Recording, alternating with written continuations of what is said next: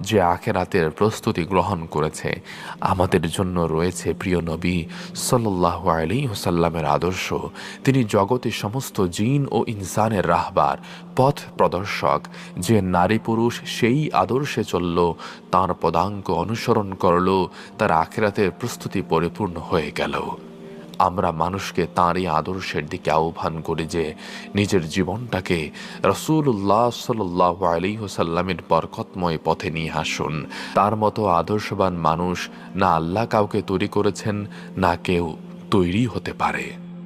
প্রিয় ভাই ও বোন আমার, তোমার ভান্ডার থেকে কিছু সম্পদ আল্লাহর কাছে জমা করতে থাকো। খালি হাতে মৃত্যুবরণ করো না। পরকালের পুঁজি আগেই সঞ্চয় করে রাখো। আল্লাহর ভান্ডারে সব আমানত থাকবে।